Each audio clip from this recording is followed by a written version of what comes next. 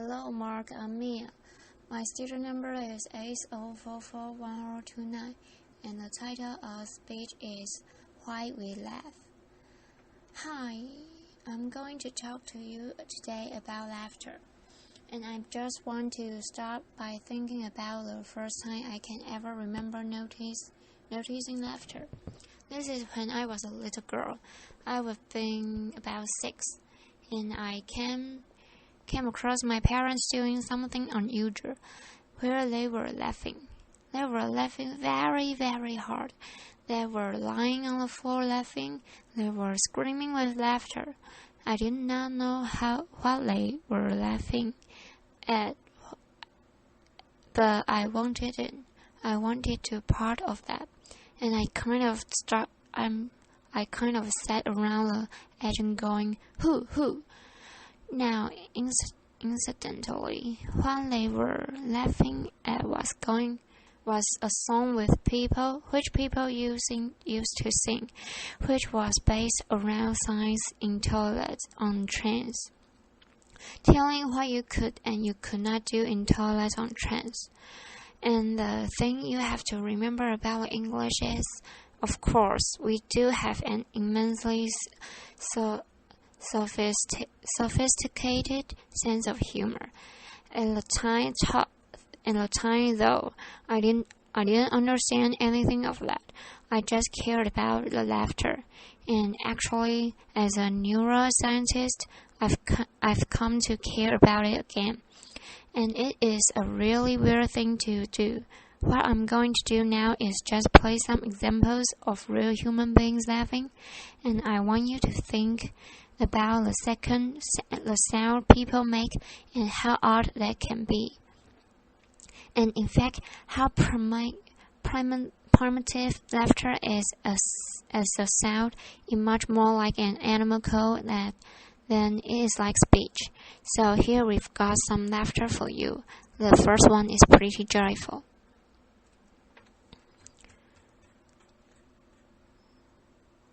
Now this next guy, I need him to breathe. There is a point in there where I'm just like, you've got to get some air in there, mate, because he just sounds like he's breathing out. This hasn't been edited.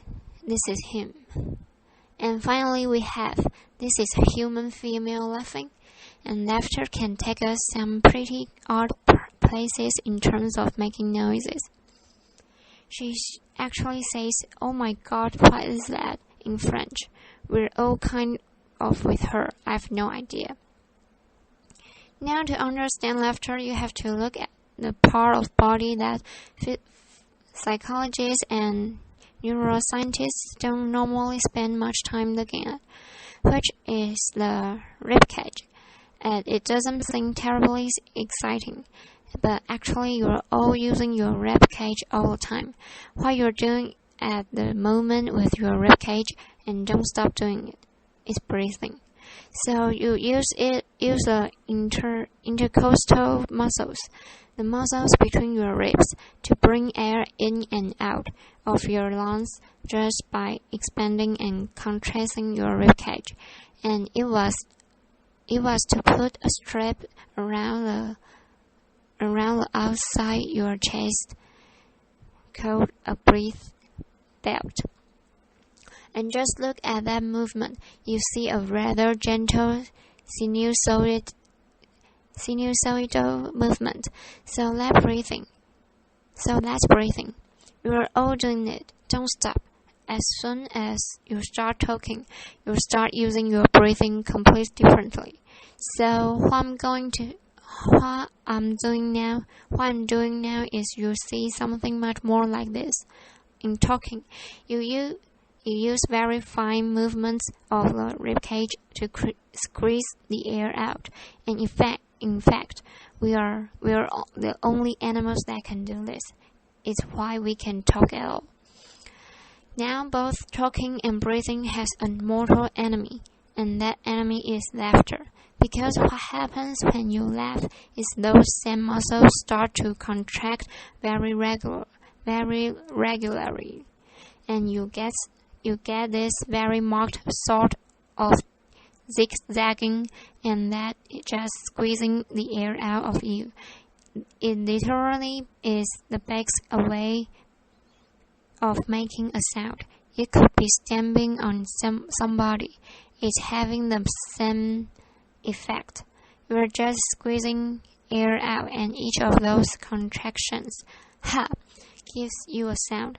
And as the contractions round together, you can get these spasms, and that's when you start getting these things happening. I'm brilliant at this. Now, in terms of science of laughter, there isn't very much, but it does turn out that pretty much everything we think we know about laughter is wrong. So, it's not all unusual, for example, to hear people say humans are the only animals that laugh. Netizek thought that humans are the only animals that laugh. In fact, you find laughter through the mammals. It's been well described and well observed in primates, but you also see it in rats. And wherever you find it, humans, primates, rats, you find it associated with things like ticking. That's the same for humans. You find it associated with play, and all mammals play. And wherever you find it, it's associated with interactions. So Robert Proven, who has done a lot of work on this, has pointed out that you are 30 times more likely to laugh if you are with somebody else than if you are on your own. And where you find most laughter is in social interactions like conversations.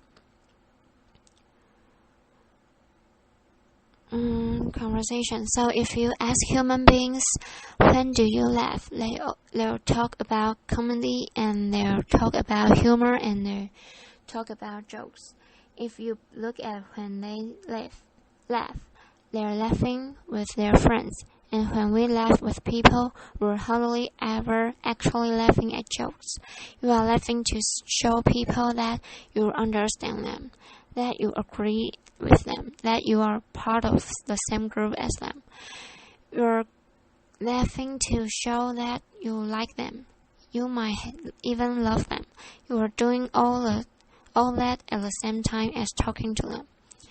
And the laughter is doing a lot of that emotional work for you.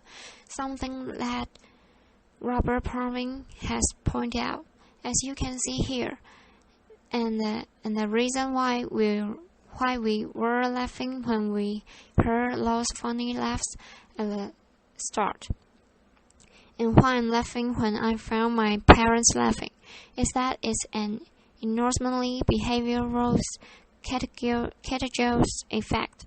You can catch laughter from somebody else, and you are more likely to catch laughter of somebody else if you know them. So it's still modulated by this social context. You have to put humor to one side and think about the social meaning of laughter, because that's where its origins lie.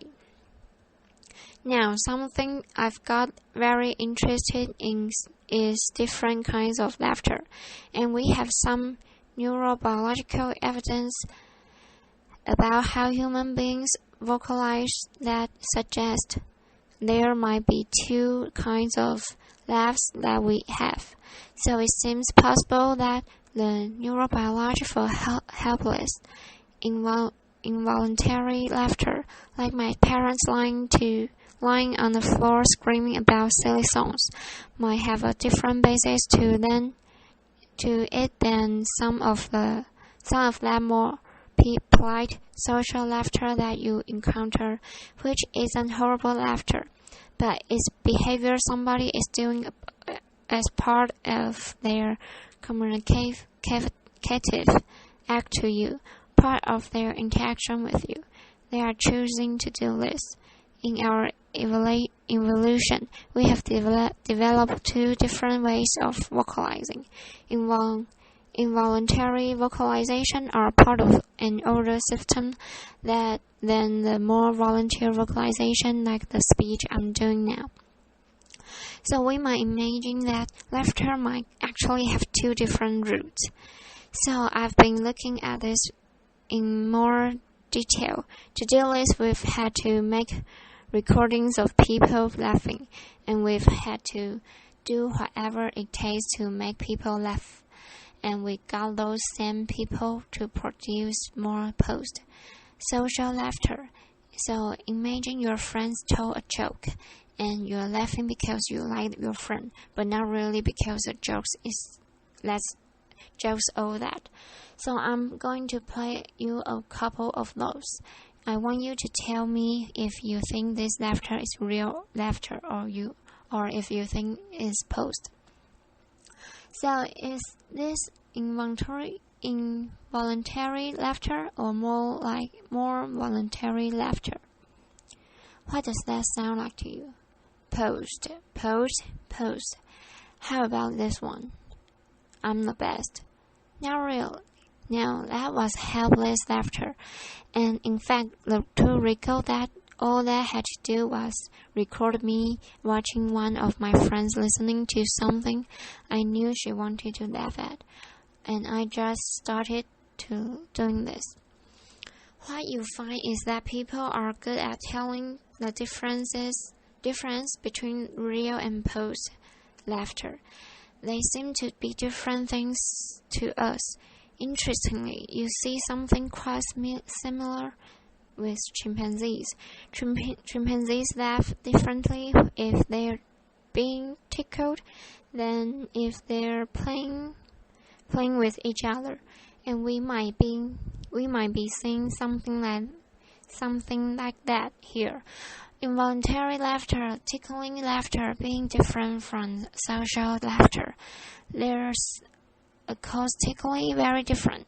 The real laughs are longer. They're higher in pitch. When you start laughing hard, you start squeezing air out from your lungs under which higher pressures that you could ever produce voluntarily. For example, I could never pitch my voice that high to sing. Also, you start to get these sort of contractions and weird whistling sounds, all of which mean that real laughter is extremely easy or feels extremely easy to spot. In contrast, posed laughter, we might think it sounds a bit fake. Actually, it's not. It's actually an important social cue. We use it a lot. We're choosing to laugh in a lot of situations, and it seems to be one thing. So, for example, you might nasality in posed laughter, that kind of ha ha ha ha ha sound that you never get. You could not do if you're laughing involuntarily. So that just seem to be generating these two different sort of things. We took into the scanner to see how brains respond when you hear laughter. And when you do this is a really boring experiment. We just play people real and posed laughs. We didn't tell them it was a study on laugh. We put other sounds in there to distract them. And all they're doing is lying listening to sounds. We don't tell them to do anything. Nonetheless, when you hear real laughter and when you hear posed laughter, the brains are responding completely differently, significantly differently.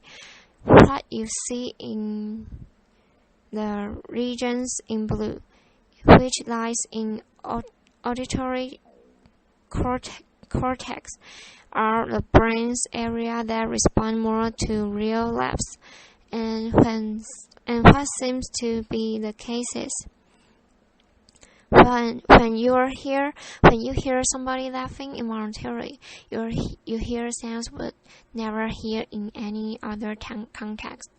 It's very unambiguous, and it seems to be associated with greater auditory processing of these novel sounds.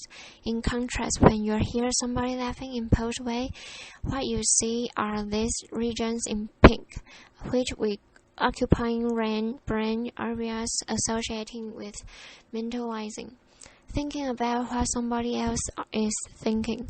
And I think what that means is, even if you're having your brain scanned, which is completely boring and not very interesting, when you hear somebody going ha ha ha ha ha, you're trying to work out when they're laughing.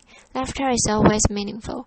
You're always trying to understand in context, even if as far as you are concerned.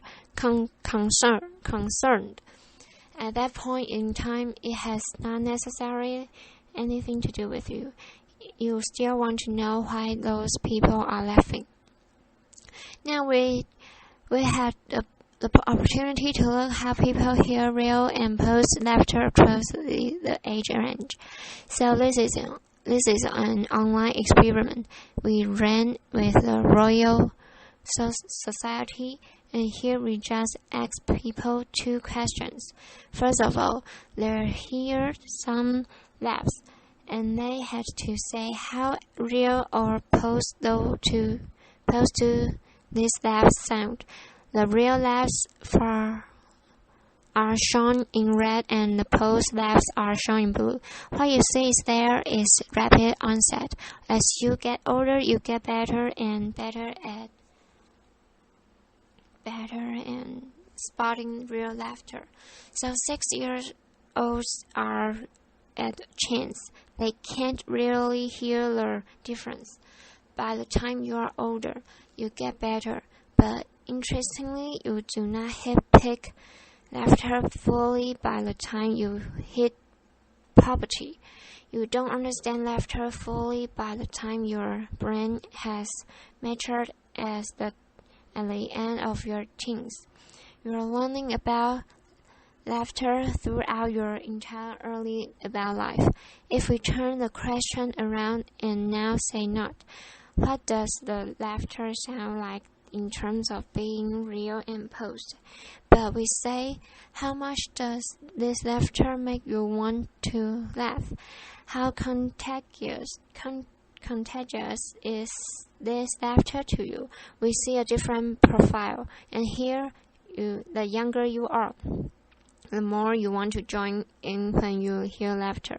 Remember me laughing with my parents when I had no idea what was going on. You really can see this.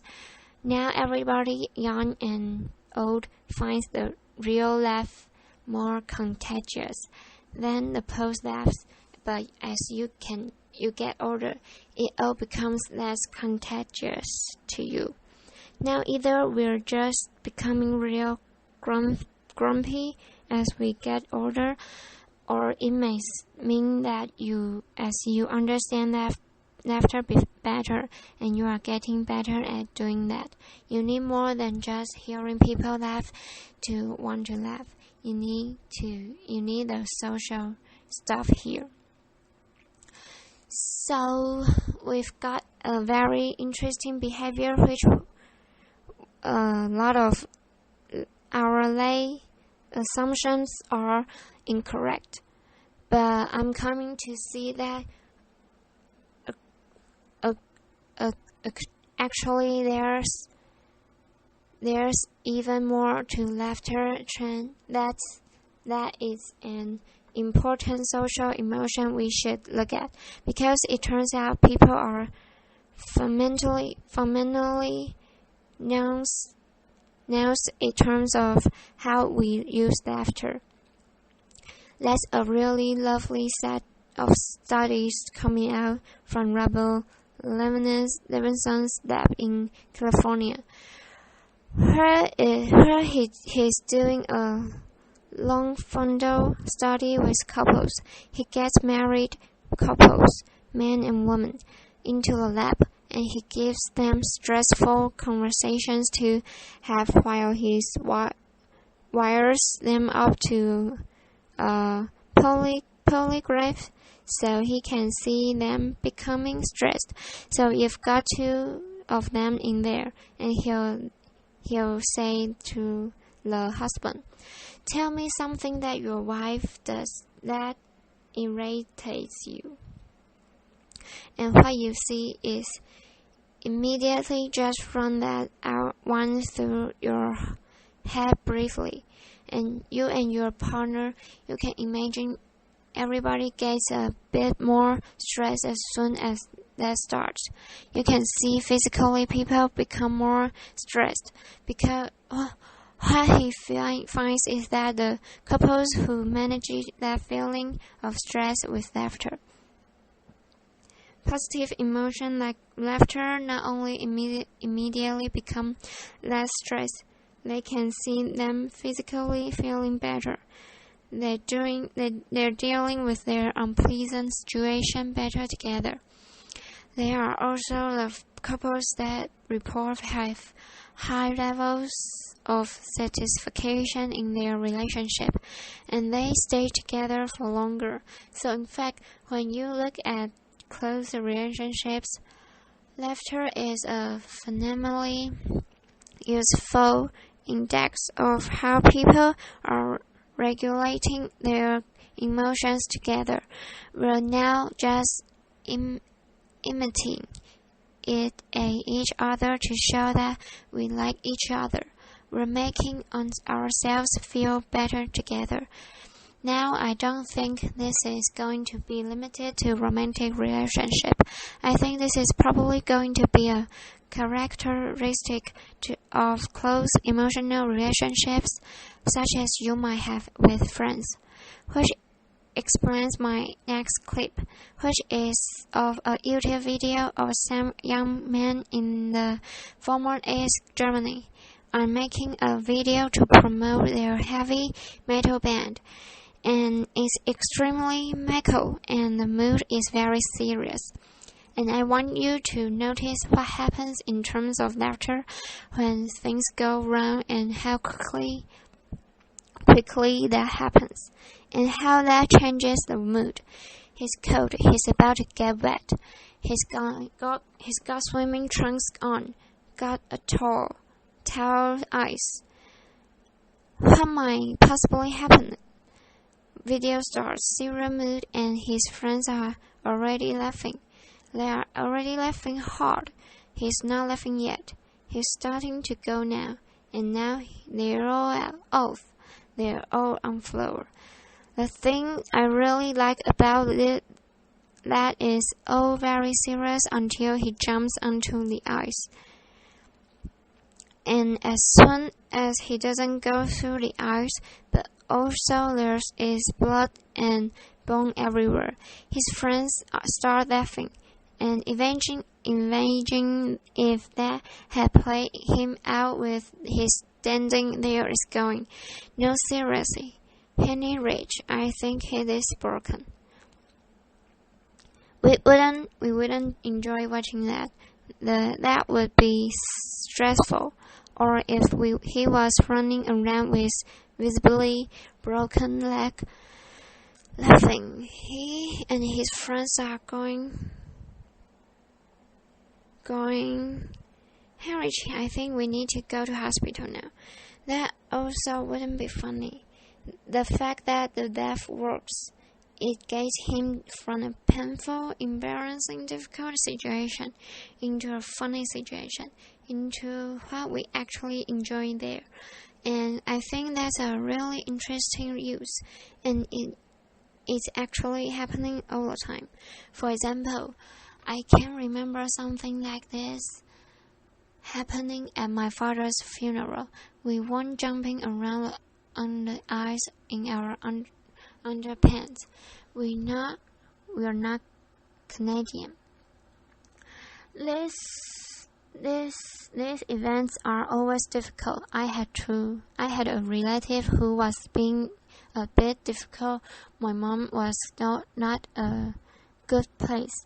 And I can remember finding myself just before the whole thing started telling this story about something that happened in a 1970s sitcom. And I just thought at the time, I don't know why I'm doing this. And what I realized I was doing was I was coming up with something from somehow I could use to make her laugh together with me.